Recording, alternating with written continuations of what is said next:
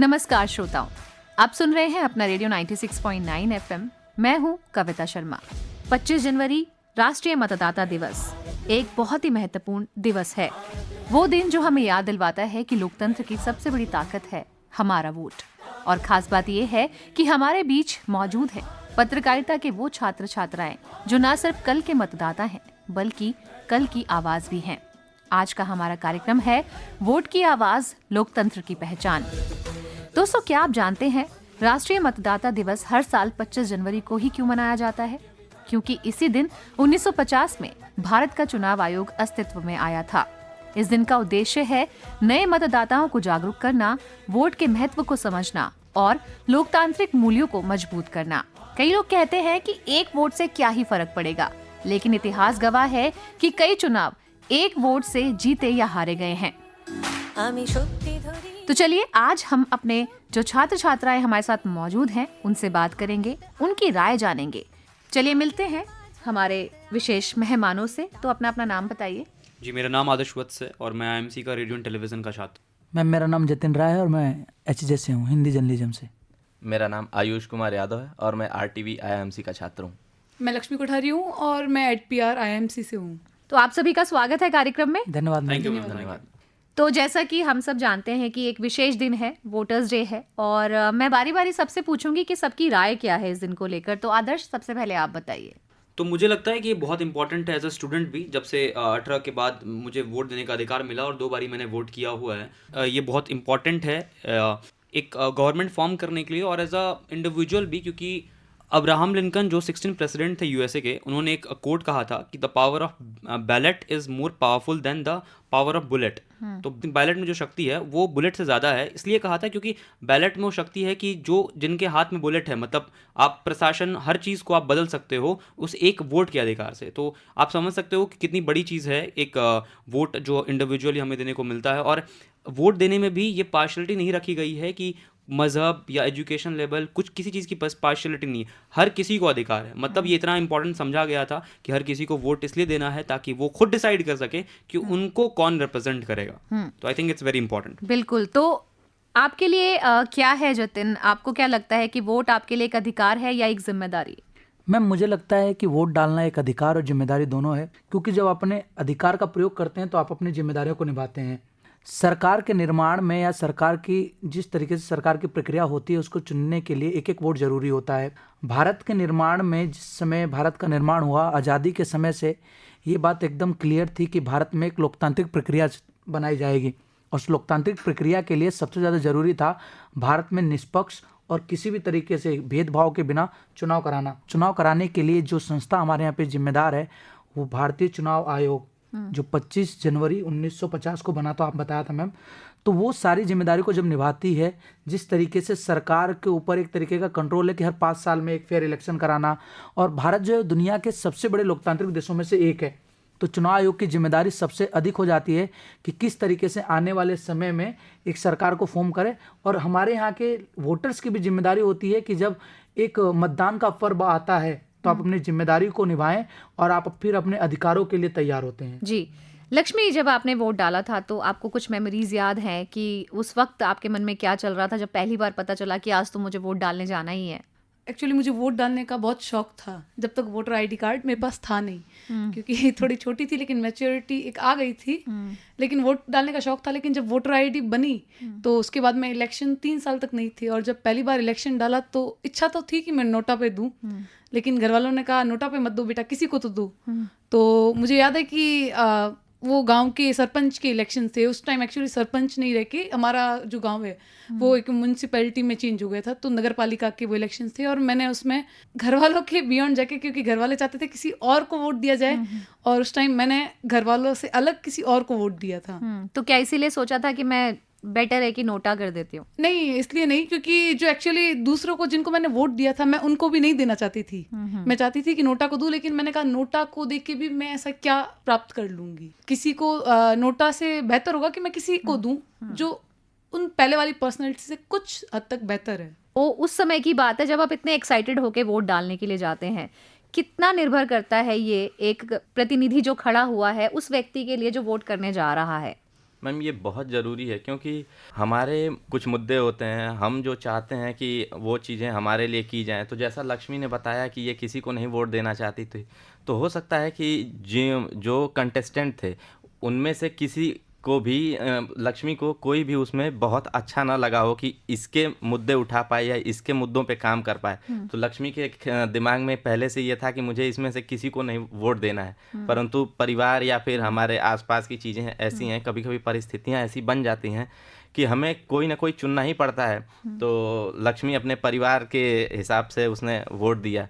पर मुझे भी ऐसा लगता है कि अगर मैं अपना वोट नहीं देता हूँ या फिर किसी ऐसे को दे देता हूँ जिसको मुझे नहीं चुनना चाहिए, तो एक तरह से ये मेरे अधिकार को खा जाता है कि जो व्यक्ति चुना गया है वो दूसरे के द्वारा चुना गया है, क्योंकि मैंने वोट नहीं दिया, वो दूसरे के द्वारा चुना गया है, तो वो मेरे मुद्दे नहीं उठाएगा, वो दूसरे व्यक्ति द्वारा चुने गए मुद्दे को उठाएगा, तो कहीं ना कहीं मेरा मुद्दा दब जाएगा। इसीलिए वोट करना भी जरूरी है। तो आदर्श, क्या लगता है आपको जो लक्ष्मी ने किया कि पहले इनको किसी को नहीं वोट देना था, ये करना क्या उससे सही है कि दो ही मत वोट?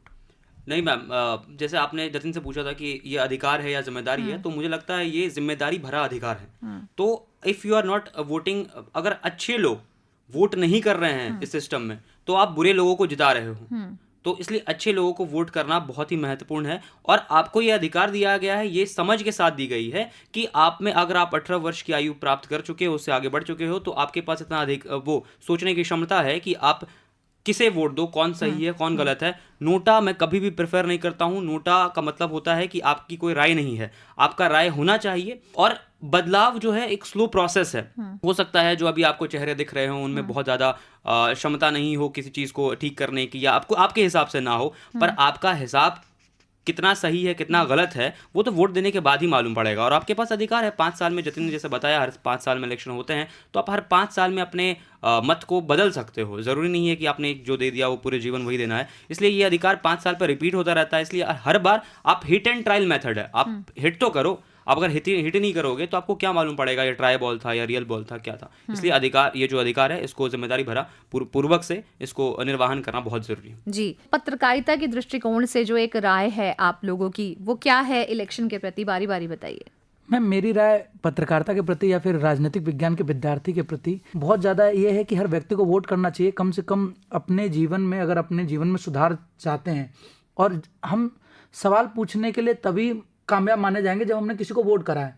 अगर हमने किसी को वोट ही नहीं करा है तो हमारा सवाल पूछना भी जायज़ नहीं है, क्योंकि जब आपने किसी को चुना नहीं है तो आप उनसे पूछ भी नहीं सकते हैं। और एक पत्रकारिता के रूप में मैम, मैं एक इतिहास नहीं, ज़्यादा पुरानी बात भी नहीं, लेकिन मैं तब बहुत छोटा था, 8 साल का था। तो राजस्थान के जब इलेक्शन हुए थे 2008 में, तो कांग्रेस के एक वर्किंग कमेटी के अध्यक्ष थे सीपी जोशी सर। तो सीपी जोशी सर, इलेक्शन मुझे याद है, सीपी जोशी अपना 1 वोट से इलेक्शन हार गए थे। तो ये समझ में आता है कि विधायकी का चुनाव भी 1 वोट से डिसाइड हो सकता है, यानी कि एवरी वोट मैटर। तो भारत में ऐसे कई सारे एग्जाम्पल है। मैं केवल यहाँ ये पढ़ा था, या मैं राजस्थान के बारे में ज़्यादा पढ़ा हूँ, तो मेरे को ये पता है कि ऐसा हुआ था। तो मुझे लगता है कि एक पत्रकारिता के छात्र होने के नाते या फिर एक पॉलिटिकल के छात्र होने के नाते मुझे लगता है कि एक वोट मैटर करता है, क्योंकि भारत में सार्वभौमिक वयस्क मताधिकार है। हर व्यक्ति को वोट डालने का अधिकार है, स्त्री हो पुरुष हो, पढ़ा हो लिखा हो या अनपढ़ हो, गवार हो या उसे कुछ भी नहीं आता हो, विकलांग हो, कोई जेंडर हो, किसी भी तरीके का। केवल एक पैरामीटर है कि कोई भी व्यक्ति अगर 18 साल से ऊपर है तो वो वोट डालेगा। इसे हम सार्वभौमिक वयस्क मताधिकार कहते हैं। अंग्रेजी में से अडल्ट वोट सिस्टम भी कहा जाता है। तो ये भारत उन देशों में एक था। मैम, अगर आप इतिहास पढ़ें तो आपको पता चलेगा, एक पत्रकार होने के नाते, फ्रांस में भी काफी लंबे समय बाद महिलाओं को वोट डालने का अधिकार मिला। इवन मैम यहाँ तक था कि अगर वकील वोट डालता है तो उसकी वैल्यू अलग रहेगी, और अगर वकील वोट डालता है तो उसकी वैल्यू अलग रहेगी, और एक आम व्यक्ति वोट डालता है तो उसकी वैल्यू अलग रहेगी। फॉर एग्जांपल, मान लीजिए मैं वोट डालता हूं तो 1 रहेगा, और आप अध्यापक है तो आपके वोटों की वैल्यू 10 है। यानी कि मेरे जैसे अगर 10 लोग आएंगे तब आपकी बराबरी कर पाएंगे। तो ऐसा ना कर भारत ने शुरू से ही सार्वभौमिक वयस्क मताधिकार जब यूज करा है, जहां पर हमारे यहाँ पर सभी व्यक्तियों के अधिकारों की राय जो है वो जरूरी है, सभी व्यक्तियों की जो राय है वो जरूरी है। तो इसलिए मुझे लगता है कि ये एक बहुत बड़ा बाण है कि आप इसका इलाज कर सकते हैं। जी बिल्कुल। तो ये अधिकार तो हमें मिला हुआ है कि हम वोट करें, और आप यंग हैं और यंग माइंड क्या सोचता है वोट के बारे में, ये तो जतिन ने हमें बता ही दिया है। लेकिन क्या सोशल मीडिया के ज़माने में युवा लोग गंभीरता से ले पा रहे हैं वोटिंग को? मैम देखिए, ये तो मतलब सबका पर्सनल ओपिनियन हो सकता है, पर मुझे लगता है कि सोशल मीडिया भी एक बहुत बड़ा फैक्टर है जो डिसाइड करता है कि युवा किस तरीके से मतदान के बारे में सोचता है। इसीलिए गवर्नमेंट भी तो मतलब सोशल मीडिया प्लेटफॉर्म्स का यूज़ करती है यंग माइंड्स को अवेयर करने के लिए कि मतदान कितना ज़रूरी है उनके लिए, और सरकार बनाने में भी। तो मेरे हिसाब से तो ये आज के टाइम में ये कहना बिल्कुल गलत नहीं होगा कि सोशल मीडिया प्लेटफॉर्म तय करती है कि ये देश, ये सरकार कैसे चलेगी। मैम मैं इसमें कुछ ऐड करना चाहता हूँ कि मुझे लगता है सोशल मीडिया को बहुत बड़ा इम्पैक्ट रहता है। जैसे हर साल मैं देखता हूँ कि एक तरीके से उससे प्रचार, मतदाता का प्रचार करने के लिए एक तरीके से एक एम्बेसडर, ब्रांड एम्बेसडर का यूज़ करा जाता है। जैसे कि ऋषभ पंत को जब उस समय जब वो इंजर्ड होके आए थे और वापसी उन्होंने करी थी क्रिकेट में, तो उन्हें यूज़ करा गया था, या इससे पिछले साल नीरज चोपड़ा को यूज़ करा गया था। तो मुझे लगता है कि सरकार जो है मतदान का या फिर जो चुनाव दिवस है उसका प्रचार करने के लिए हर साल अपना एक फेस बताती है, और वो फेस जो होता है एक तरीके से प्रचार करता है कि हर आप जाइए और वोट करिए। तो सरकार भी कहीं ना कहीं अवेयर है, इसीलिए युवाओं के लिए उनके जो सुपरस्टार नए उभरते हुए हैं उनका प्रयोग करा जाता है। तो आपको लगता है लक्ष्मी के ये जिस तरह से एक जो चेहरा हमें दिखाया जाता है, जिनके प्रति, जिनके साथ ये प्रचार किए जाते हैं, ज़रूरत है इसकी? अभी क्या इतनी अवेयरनेस नहीं है लोगों में वोट को लेकर? अवेयरनेस है। एक्चुअली होता क्या है कि जैसे वोटर डे होता, जिस दिन इलेक्शंस होते हैं उस दिन उस पर्टिकुलर जगह में हॉलीडे घोषित कर दिया जाता है। एक्चुअली वो हॉलीडे नहीं है, मेरे हिसाब से वो होल डे है जो अगले 5 साल को डिसाइड करेगा। तो लोग उसको छुट्टियों के तौर पे, कोई घूमने जा रहा है, अगर वीकेंड पड़ रहा है उसके पास में, तो वो सोचते हैं 3 दिन की लीव्स लेके बढ़िया घूम के आते हैं। तो वो घूमने का नहीं है, वो हॉलीडे इसलिए किया गया है ताकि आप अपने बिजी स्केड्यूल से टाइम दे सके अपने वोट को देने के लिए। और ये फेसेस को यूज़ करना कई हद तक ज़रूरी है, क्योंकि होता क्या है, बहुत बार लोग उस पॉलिटिकल पर्सनैलिटी को पसंद करें या ना करें, वो अपना पर्सनल परसेप्शन होता है, ओपिनियन होता है। लेकिन जब वो कुछ ऐसी पर्सनैलिटीज़ जो लोगों के दिल पे राज करती है, जब वो उनको सुनते हैं कि आप अपना मतदान ज़रूर दें, तब वो उनसे प्रेरित होके वो अपना कहीं ना कहीं वोट देते हैं। जैसे 2 बूंद जिंदगी की। जी मैम, ज़रूर। ये इस तरह के रोल मॉडल लाइफ में बहुत चेंजेस करते हैं, और इवन हमारे समाज में भी। जी मैम। तो लक्ष्मी, जैसे आपने कहा कि घर वालों की वजह से मुझे कुछ ऐसा करना पड़ा जो मेरी चॉइस नहीं थी, ये प्रेशर तो मुझे लगता है कि आज भी लोगों में जो अवधारणाएं बनी हुई हैं कि मैं इसे पसंद करता हूं तो हायरार्की बनी हुई है, तो क्या आपको लगता है कि ये सोच सही है, या फिर अपनी बुद्धि विवेक से भी हमें काम करना चाहिए? इस बात से मैं पूरी तरह से डिसएग्री करती हूँ कि हम किसी एक हायरार्की को फॉलो करें, क्योंकि अगर आप वोट दे रहे हो तो इसका मतलब है आप मैच्योर हो, आपके अंदर इतनी तो विवेकशीलता है कि आप सही और गलत का एक डिफरेंस समझ सके। आपके अकॉर्डिंग में भी वो पॉलिटिकल पर्सनैलिटी अच्छी होंगी, लेकिन आपके जो बच्चे हैं या घर के दूसरे सदस्य हैं, उनको कुछ खामियां पता होगी, या फिर उन्हें कुछ जो फैक्टर्स है वो नहीं पसंद होंगे। तो हर इंसान अपने अकॉर्डिंग, अपने विवेक के, अपने बुद्धि के अकॉर्डिंग अगर वोट देगा तो मुझे लगता है ज़्यादा सही रहेगा। और क्योंकि वोट देना एक फ्रीडम ऑफ राइट है, तो फिर ये बहुत ज़रूरी है कि आप अपने अकॉर्डिंग वोट दें। तो आदर्श, क्या ढूंढता है एक युवा अपने प्रतिनिधि में? कौन सी ऐसी चीज़ है जिसको देख करके एक युवा जो है वो डिसाइड करे कि यस, यही है राष्ट्र निर्माता? मैम बहुत सिंपल है, जो आपकी ड्यूटी असाइन की गई है, आप जहाँ के प्रतिनिधि हो, इस एरिया के बारे में आप कितने खबर हो, अगर आप जनप्रतिनिधि हो, आपका जन से संपर्क कितना है। अगर आप जनप्रतिनिधि हो मगर आपने 5 सालों में कहीं दर्शन ही नहीं दिया। कई बार हम पॉलिटिक्स की जब एज ए जर्नलिस्ट हम देखते हैं या ग्राउंड पर जाते हैं कवर करने के लिए, तो कई लोग कहते हैं एक बार जब वोटिंग था उस समय प्रचार के लिए आए और वोट मांगा, बाकी 5 साल हमें कभी उन्होंने दर्शन ही नहीं दिया। तो ये सारी क्वालिटीज़ तो हम बिल्कुल नहीं चाहते हैं ना। आप जनप्रतिनिधि हो मतलब आपका जन के साथ कनेक्शन होना चाहिए, आप लोगों की नब्ज़ आपको मालूम होनी चाहिए कि वो चाहते क्या है, उनको क्या चीज़ चाहिए। अक्सर इंडिया में एक चीज़ और बात होती है कि हम एजुकेशन नहीं देखते हैं। मैं इसके साथ वाकिफ़ नहीं हूँ कि एजुकेशन, पढ़ना, शिक्षित होना और जानकार होना या लोगों के बारे में जानना 2 डिफरेंट चीज़ है। कई नेताएं हुए हैं, जिन्होंने नेता हैं, इनफैक्ट हमारे जो प्राइम मिनिस्टर है, he might be not very educated, but जो उनको लोगों की समझ है वो बहुत ज़्यादा है। तो जो जनप्रतिनिधि है उनको लोगों की समझ होनी चाहिए, उनको उनके समस्याओं के बारे में होनी चाहिए और वो ईजिली अवेलेबल हो। मतलब हमें बहुत ज़्यादा बिचौलिया जो कहते हैं उनके थ्रू गुजर कर बहुत पैसा खर्च करने की ज़रूरत ना पड़े। वो अगर जितना ईजिली हम वोट देते हैं उनका, जितना ईजिली हम उनको विश्वास जताते हैं, उतनी ईजिली वो हमारे लिए अवेलेबल रहे। तो मुझे लगता है these qualities makes a perfect politician. आप क्या विचार है जतिन? मुझे लगता है मैम एक तो धारणा ये बन गई है कि जो पढ़ा लिखा पॉलिटिशियन होगा वही जो है वो कैपेबल होगा। मेरा मानना इससे बिल्कुल अलग है। आपको अगर कृषि मंत्री किसी को बनाना है तो जरूर नहीं है कि वो व्यक्ति जो है हार्वर्ड से या अमेरिका से पढ़ के आएगा तभी आपके लिए अच्छा काम कर पाएगा। मुझे लगता है कि वो व्यक्ति जो जमीन से जुड़ा हुआ हो, आपके स्थानीय समस्याओं को समझता हो, उसको चुनना ज़्यादा जरूरी है कंपेयर टू कोई व्यक्ति आता है सुपरस्टार है या फिर फिल्म स्टार है, बहुत बड़ा एक्टर है, क्रिकेटर है, वेल नोन पर्सनैलिटी है, पार्टियां टिकट देती हैं, वो आता है, चुनाव लड़ता है, लोग उसकी रैली में आते हैं, उसे वोट दे देते हैं और फिर वो चला जाता अपने काम करने और फिर वो फिल्में करता है। तो मुझे लगता है कि कभी भी वोट देने के लिए, और ये तो मेरा मानना जरूर सबसे पहले है, तो वोट तो सबसे ज़्यादा ज़रूरी है। और मैं नोटा और ना वोट देना इसके खिलाफ हूँ कि नोटा पे भी वोट देने का मतलब है कि आप एक ऐसे व्यक्ति को फिर से चुनाव जिता रहे हो जिसको आप फिर से नहीं पसंद कर रहे हो। तो आप ये कंपेयर कर सकते हो कौन ज्यादा बुरा है और कौन कम बुरा है। तो आप कम बुरे को वोट दे आओ, लेकिन आप कम से कम वोट दे आओ। तो पर्सनैलिटी देखनी चाहिए और कभी भी स्टार के प्रभाव में वोट नहीं देना चाहिए। और मेरे को एजुकेशन जो बाउंड्री जो लगता है कि जो काफी लोग कहते हैं कि जो पढ़े लिखे नेता आना चाहिए, मुझे लगता है ऐसा कोई जरूरी नहीं है। नेता नेता होता है, नेता अलग फील्ड होती है और अभिनेता अलग फील्ड होती है। हाँ, और अभिनेता अलग फील्ड होती है। और पढ़ा लिखा और जो एक राजनेता होता है ना, उसको समस्याओं की समझ होनी चाहिए। जी बिल्कुल। और इसी बात पे मुझे एक बिल्कुल रिसेंट एक मुद्दा याद आ रहा है, मैं नाम नहीं लूंगी, पर शायद अगर आप लोगों ने, पत्रकार हैं आपने, अगर वो न्यूज़ देखी होगी कि अभी रिसेंटली कहीं पर एक खेल समारोह हो रहा था और उसके अंदर एक जो वेल नोन अभिनय की दिशा में वो बच्चों को मेडल दे रही थी, लेकिन एक्सप्रेशन कुछ नहीं थे फेस पर और कुछ भी नहीं लग रहा था कि एक प्रोत्साहन जो एक खिलाड़ी को मिलना चाहिए वो मिल रहा हो।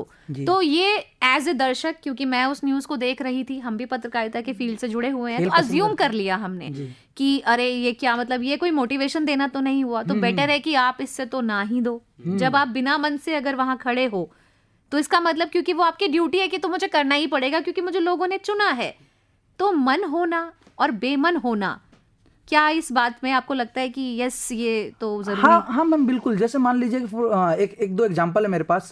सचिन तेंदुलकर का एग्जांपल ले लेते हैं। सचिन तेंदुलकर राज्यसभा में नॉमिनेटेड हुए, तो राज्यसभा में जब वो नॉमिनेटेड हुए तो इस बेस पे नहीं नॉमिनेट हो रहे हैं कि पढ़े लिखे हैं नहीं है, वो इस बेस पे नॉमिनेट हो रहे हैं कि जो मुद्दा, खेल का जो मुद्दा है, उन्हें कितना समझ में आ रहा है। अगर कोई व्यक्ति खेल मंत्री बनता है और वो खेल से जुड़ा हुआ था तो उसे पढ़ा लिखा होना ज्यादा जरूरी नहीं है। जो आपने बोला, जैसे आपने बोला कि एक व्यक्ति वो उस खेल की भावना को, खेल से जुड़ी हुई नहीं है, तो खेल की भावना नहीं समझ पा रही है कि कितना ज्यादा इसके लिए एनर्जी चाहिए होता है, कितना इसमें भाव होता है, किस तरीके से आप अप्रिशिएट करते हैं। जैसे फॉर एग्जाम्पल, जैसे मान लीजिए मैम, आदर्श भाई ने भी बोला था प्रधानमंत्री जी के बारे में। प्रधानमंत्री जी की खासियत है, वो खेल को समझे चाहे ना समझे, इंसान को बहुत अच्छे तरीके से समझते हैं। जब वो किसी व्यक्ति से मिल रहे हैं तो उनकी निराशा में शामिल हो जाना और किसी की खुशी में भी शामिल हो जाना। आप ओलंपिक देखिए, कितनी बार ओलंपिक हुआ, कितनी बार हमारे प्रधानमंत्री ने फोन किया होगा। मैच हारने के बाद या मैच खत्म होने के बाद तुरंत प्रधानमंत्री जी का फोन जाता है कि हम आपके साथ खड़े हैं। वो व्यक्ति जो 4 साल मेहनत करता है और ओलंपिक के लिए जाता है, केवल उसे एक मौका मिलता है अपनी पूरी जिंदगी में। काफी बार ऐसा होता है कि आप पूरी जिंदगी लगा देते हैं, आपको ओलंपिक खेलने का मौका नहीं मिलता, और कभी कभी आप पूरी जिंदगी लगाते हैं और आपको केवल 4 साल में एक बार ओलंपिक खेलने का मौका मिलता है और आप वहां पे 4थे नंबर पे रह जाते हैं। आप एक पायदान से आप अपना पदक चूक जाते हैं। फिर आपको ऐसे मौके पे ऐसा राजनेता चाहिए होता है जो आके कहे कि हम आपके साथ थे। और हमारे प्रधानमंत्री जी खेल के क्षेत्र में बहुत आगे रहते हैं। खेल के क्षेत्र में आप देखिए कि जब 2023 का वर्ल्ड कप हुआ, वो वहां पे पहुंच गए थे, ड्रेसिंग रूम में उन्होंने वहां पे भी पहुंचे। तो एक तरीके से खेल की भावना को समझने के लिए उन्होंने समझा कि कितना एफर्ट लगता है। तो भावना होना जरूरी है, चाहे आप किसी को पुरस्कारित कर रहे हो, चाहे आदर्श भाई कुछ कहना चाहते हैं। इसमें थोड़ा सा मैं जोड़ना चाहूंगा कि ये नेताओं की गलती नहीं है। मुझे लगता है कि जब वोट देने का अधिकार हमें मिला है, तो अगर आपको कोसना ही है ना मैम, तो इसमें लोगों को ज्यादा कसूरवार ठहराना होगा। हम इंडियंस ना फेस वैल्यू पे बहुत ज़्यादा जाते हैं कि किसकी, जैसे उन्होंने अभिनेताओं की बात की या क्रिकेटर्स की बात की, अगर ये ग्राउंड पर आते हैं और इलेक्शन की रैलियों के वक्त में ये मेक श्योर किया जाता है कि कोई प्रोमिनेंट चेहरा ग्राउंड में हो, पर इलेक्शन से उसका कोई वास्ता नहीं है। कोई प्रोमिनेंट चेहरे का, किसी अभिनेता का एक्टिंग से वास्ता हो सकता है, वो बहुत बड़े एक्टर हो सकते हैं, लेकिन वो बहुत बड़े लोगों की समझ हो उनको, ग्राउंड पर वो कभी आए नहीं, तो लोगों की समझ उनमें कैसे होगी। लेकिन हमारी जो मंशा है, हमारा जो दिमाग है, वो हमेशा प्रोमिनेंट चेहरा ढूंढता है। आप हमेशा देखोगे अगर कोई अभिनेता किसी रैली में आ गया है तो लोगों का जो जन सलाब होता है वो अत्यधिक होता है, और नेताओं में शायद वो सुनने भी ना आए, उनके भाषणों को भी ना सुने। आप जब नेताओं के भाषण नहीं सुन रहे हो, आप ये नहीं सोच रहे हो कि उनके वायदे क्या है, उनका रोड मैप क्या है, उनके पास विजन है भी कि नहीं आपके पास, तो आप कैसे डिसाइड करोगे कि कौन जीतेगा कौन हारेगा? तो इनमें लोगों की समस्या ज़्यादा है। नेताओं पे आप फोकस करें, नेताओं के वांट्स एंड नीड्स पे फोकस करें, अपने वांट्स एंड नीड्स पे फोकस करें, तभी आप अच्छे नेता को चुन पाओगे। जी, तो बिल्कुल आपने सही कहा है और मुझे लगता है कि यही हमारे आज के इस विषय की मेन हमारी चर्चा है कि युवा क्या सोचते हैं इसके बारे में। तो क्या लगता है, एजुकेशन का पार्ट तो यहाँ पे आयुष है ही कि आप कितना अपने दिमाग को इस्तेमाल कर पा रहे हैं, तो वो अवेयरनेस भी हमारे अंदर ज़रूरी है। तो क्या ऐसा लगता है कि एज ए पत्रकार जो रिसर्च हम पढ़ते हैं कि हमें रिसर्च करनी बहुत ज़रूरी है, तो वो हमें वोट देने से पहले भी करनी चाहिए? मैम बिल्कुल, क्योंकि और पत्रकारिता का छात्र होने के नाते मैं तो ये कहूँगा कि पत्रकारों के लिए तो इलेक्शन एक पर्व की तरह है। बहुत सारी रिसर्च की जाती है, बहुत सारे डेटा और इन्फॉर्मेशन निकाले जाते हैं कि कहाँ पे कौन मतलब कंटेस्ट कर रहा है इलेक्शन, और उसके बाद इन चीज़ों को लोगों तक पहुँचाना, क्योंकि उनके भाषण, उनके बारे में उनका क्या राय है, वो अपनी जगह के बारे में कितना जानते हैं, इन चीज़ों को लोगों तक पहुंचाने का एक बहुत बड़ा ज़रिया है ये पत्रकार, मतलब अखबार कह लें या डिजिटल मीडिया और टीवी। तो पत्रकारों के लिए तो एक ये पर्व जैसा है ही, और ये ही मतलब विश्लेषण करना कि कौन नेता अपने बारे में और अपने जहाँ से वो इलेक्शन कंटेस्ट कर रहा है उसके बारे में कितना जानता है, तो उस बेसिस पे लोग ये तय कर पाते हैं कि मुझे किस तरह के मतलब नेता को चुनना चाहिए, ताकि वो हमारे इलाके के लिए उस तरीके का काम कर सके, अपने मुद्दे उठा सके और उन मुद्दों पर काम कर सके। तो लक्ष्मी, अब जैसे वन नेशन वन इलेक्शन की बात चल रही है, उसके बारे में आपका क्या कहना है? One nation and one election के अपने प्रोज भी हैं एंड कॉन्स भी हैं। तो जैसे इलेक्शंस के दौरान में जो इतना एक्सपेंडिचर होता है इलेक्शंस की रिलीज़ में और ये सब में, प्रमोशन में, तो वो अगर one nation and one election वैसा सिस्टम अगर इंडिया में अप्लाई किया जाता है तो वो बहुत सारी कॉस्ट कटिंग की जा सकती है और उस कॉस्ट को एक्चुअल डेवलपमेंट में यूज़ किया जा सकता है। होता ये है कि जब इलेक्शंस में बहुत सारे एक्सपेंडिचर आप लगाते हो, बहुत सारी स्कीम्स का अनाउंसमेंट करते हो, बट जब एक्चुअल इम्प्लीमेंटेशन की बात आती है तो आप नहीं कर पाते हो, बिकॉज आपके पास फंडिंग नहीं है, क्योंकि आपने करोड़ों की तो फंडिंग आपने उन इलेक्शंस की रिलीज में और इन सब में इन्वेस्ट कर दिए। और वहीं रही बात कॉन्स की, तो वो ये है कि जैसे कोई पॉलिटिकल पार्टी जो पावरफुल है, जो बहुत सारे स्टेट में ऑलरेडी अपनी पावर को ग्रैब कर चुकी है या सेंटर में भी है, तो वो कोशिश करेगी कि जो बाकी वाले स्टेट्स हैं, अगर वन नेशन वन इलेक्शन हो रहा है तो उसको अफेक्ट करे जहाँ पे उनकी पार्टी रूलिंग में नहीं है। तो ये मे भी कहीं ना कहीं डेमोक्रेसी का गला घोटने में कुछ ना कुछ अपनी भूमिका निभा सकती है। तो आपकी क्या राय है आदर्श इस पे? मैं फटाफट बस एक थोड़ा सा ये पहला वाला क्वेश्चन था, अपने लिसनर्स को 2-3 चीज़ बातें कहना चाहूँगा कि अगर आपको इलेक्शन में भाग लेना है ना, तो इलेक्शन से पहले आप 2-3 चीज़ दरख्वास्त करता हूँ ज़रूर कीजिए कि आप अखबार पढ़ना, आप पूरे साल ना पढ़ो, आप 4 साल मत पढ़ो, 5 साल मत पढ़ो, पर वो आगे वो जो इलेक्शन से 2-3 महीने पहले के अखबार ज़रूर पढ़े कि वहाँ पे आप अपने प्रतिनिधि को जान सकेंगे। आप टीवी ज़रूर देखें, आप उनके सोशल मीडिया से ज़रूर जुड़े, और एक प्रतिनिधि से ना जुड़े, जितने भी प्रतिनिधि है आपके उनसे जुड़े। आप हो सकता है किसी पार्टी को पसंद करते हो, पर आप मल्टीपल पार्टी से जुड़े, ताकि आपको उनके वायदे पता चले, आपको उनका मैनिफेस्टो पता चले कि वो मैनिफेस्टो के थ्रू आपको क्या बोलना चाहते हो, और उनका विजन मालूम पड़ेगा। तो आप अगर ये 2-3 चीज़ सिर्फ 5 साल में एक बार करोगे ना, तो आप अपने प्रतिनिधि के बारे में अवेयर होगे, और अवेयरनेस बहुत ज़रूरी है। जैसे वो आयुष ने कहा कि ये महोत्सव होता है, त्यौहार की तरह होता है, तो त्यौहार की तरह ही एक पूरे 1-2 महीने को आप बनाए और इसके बारे में पढ़ाई करें, मतलब सभी पढ़े उनके बारे में, और सुनना चाहते तो सुन सकते हैं। बाकी one election one nation one election के बारे में जैसे लक्ष्मी ने कहा कि उसके प्रोज भी है और कॉन्स भी है, तो सही बात है कि आप हमारे देश के पास इतना मैन पावर होना चाहिए कि हम इस पूरे देश में एक बारी में इलेक्शन होगा तो हम मैन पावर को एग्जीक्यूट कर सके अच्छे से तरीके से, कि हर जगह पे वो उपलब्ध हो और हमारे पास प्रॉपर इंफ्रास्ट्रक्चर हो कि वो इलेक्शन एक बार में हो सके। और दूसरा जो इसका flip side of the coin है कि एक बार में इलेक्शन करवाना इसलिए ज़रूरी है क्योंकि हम बहुत ज़्यादा इलेक्शन में हर साल हमारा जो है पावर लगता है, मॉनेटरी पावर हो, फाइनेंशियल पावर हो, मेंटल हो, इमोशनल हो, हर पावर लगता है, और विस्थापन भी होता है। लोग शहर में काफ़ी लोग रहते हैं, वो गांव जाते हैं या दूसरे स्टेट में रहते हैं, फिर उनको गांव जाना पड़ता है, तो ये बहुत ट्रैवल कॉस्ट है, बहुत कॉस्ट लोगों को खुद बियर करना पड़ता है, क्योंकि गवर्नमेंट के द्वारा तो मिलता नहीं है, ये लोगों को खुद बियर करना पड़ता है। अगर आप 5 साल में एक बार इलेक्शन करवा लोगे तो लोगों को मालूम होगा कि 2026 के बाद 2031 में मुझे जाना है घर और उसमें वोट करना है, तो ये हमारे लिए एज अ वोटर आसान हो जाएगा। तो मुझे लगता है कि ये अच्छी पहल है और इस पे प्रोज एंड कॉन्स देखकर और इसका फैसला सही तरीके से किया जाना चाहिए। तो बिल्कुल, और आज बहुत अच्छी चर्चा आप लोगों के साथ है, तो मुझे लगता है कि हर एक वो व्यक्ति जो 18 साल का हो रहा है, होने वाला है, उसे ये पता है कि मेरे पास एक बहुत बड़ी ताकत आने वाली है। अब जब आप पत्रकार बनेंगे तो आप किस तरीके से लोगों से अपील करेंगे कि वो जाके वोट करें और इस दिन को अच्छे से सेलिब्रेट करें? मैम, मेरा इसके उलट विचार है। मेरा विचार ये है कि अगर आप महिला नहीं हो तो आप महिला की समस्या नहीं समझ सकते हो। ये तो गलत बात है ना। अब महिला नहीं हो तो फिर भी आप महिला की समस्या समझ सकते हो। शुरुआत में ये रजत ने कहा था कि इमोशन होना बहुत ज़रूरी है, तो आप समस्या समझ सकते हो। और एक पत्रकार का ना केवल ये अधिकार नहीं है या ये उसका जॉब नहीं है कि केवल फैक्ट्स को पढ़ो से वो नैरेटिव भी बिल्ड कर सकता है। पत्रकार नैरेटिव बिल्ड कर सकता है क्योंकि उसको समझ है इनसाइड पॉलिटिक्स में क्या चल रहा है, हकीकत में क्या चल रहा है। लोग वाकिफ नहीं होते हकीकत से, पर पत्रकार वाकिफ होता है। तो पत्रकार उन सच्चाइयों को भी लोगों तक पहुंचा सकता है जो उनके थ्रू, पत्रकार के थ्रू आया हुआ है। तो मुझे लगता है कि बिल्कुल, और एज अ जर्नलिस्ट अगर आप वोट में वो लेते हो, शामिल होते हो, तो आप बिल्कुल सही काम कर रहे हो और अब वोट करना भी चाहिए। क्या कहेंगे आप इसके हाँ बारे मैम, में? बिल्कुल। अगर एक पत्रकार के तौर पे मैं वोट नहीं कर रहा हूँ तो ये मेरे लिए तो और भी ख़राब बात है, क्योंकि अगर मैं फील्ड पे पहुंच रहा हूं और मैं लोगों को अवेयर कर रहा हूं कि वोट करना चाहिए और मैं खुद ही वोट नहीं कर रहा हूं, तो मैं कैसे मान लूं कि मैं एक बहुत अच्छा पत्रकार हूं, या फिर मैं एक ऐसा इंसान हूं जो दूसरे लोगों को तो अवेयर कर रहा है पर खुद उस जिम्मेदारी को निभा नहीं रहा है। तो इसीलिए पत्रकारों के लिए तो खास तौर पे उनको ज़रूर वोट करना चाहिए। सरकारों से सवाल भी वो करते हैं, लोगों तक उनकी बात पहुँचाते हैं, तो उनको तो ज़रूर वोट करना चाहिए और लोगों को भी अवेयर करना चाहिए। लक्ष्मी, आपका क्या कहना है?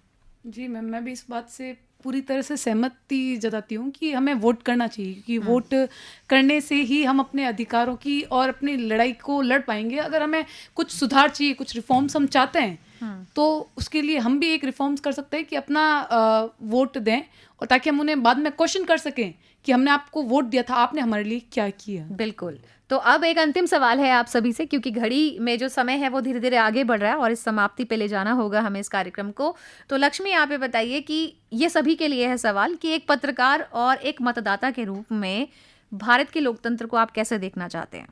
मैम, एक पत्रकार और एक मतदाता के रूप में मैं बस एक चीज़ चाहूँगी कि अगर कोई इंसान, कोई व्यक्ति इस देश को या इस किसी भी पर्टिकुलर कॉन्स्टिट्यूएंसी पे रूल करने के लिए या उनका जनप्रतिनिधि बन के आ रहा है, तो कम से कम वो प्रतिनिधि के लायक होना चाहिए। एक पत्रकार और एक मतदाता से पहले एक नागरिक के रूप में मैं चाहूँगा कि मतदान प्रतिशत बढ़े, टेक्नोलॉजी का इस्तेमाल हो तो सब लोग घर से वोट दे दें तो सही है, फिंगरप्रिंट का इस्तेमाल करते हुए। तो आदर्श, आपका क्या मानना है? मैम, मैं फटाफट आखिरी में यही एंड करना चाहूँगा कि हमारे कॉन्स्टिट्यूशन के प्रियम्बल में एक शब्द इक्वालिटी, अगर हमारे पॉलिटिशियन इक्वल समानता के भाव से देखते ना लोगों को, क्योंकि हमारे पॉलिटिक्स में जाति, धर्म और वेशभूषा और सब कुछ को लेकर बहुत डिस्क्रिमिनेशन है। अगर पॉलिटिशियन इक्वल निगाह से देखने लग जाए कि जो निचला धर्म जाति है, ऊपर की जाति है, सारे जाति उतना ही इंपॉर्टेंट है मेरे लिए, और सबके लिए काम करना मेरे लिए उतना ही महत्वपूर्ण है, सबके लिए रूल्स रेगुलेशन लाना उतना ही महत्वपूर्ण है, और किसी का निष्पक्ष होकर काम करना ज़रूरी है।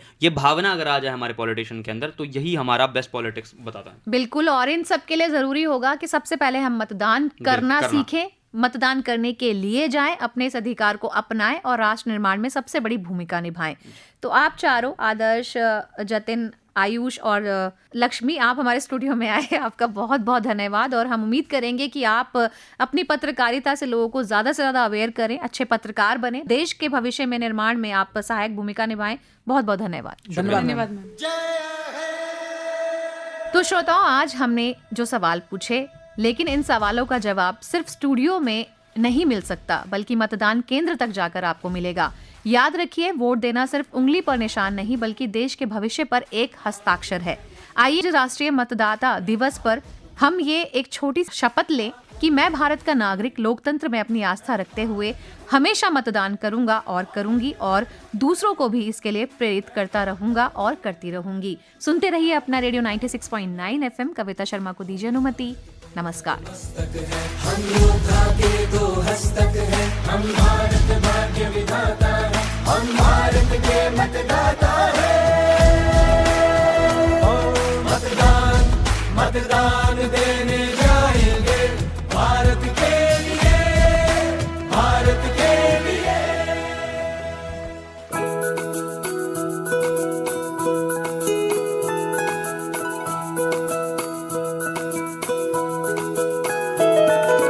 मेरी ख्वाहिशें, मेरे अरमान, मेरा बस यही सपना, जिंदगी में हर कोई समझे हम सफर मुझे अपना।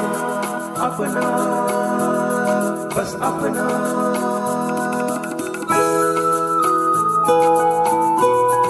अपना रेडियो 96.9 FM। अपना, बस अपना।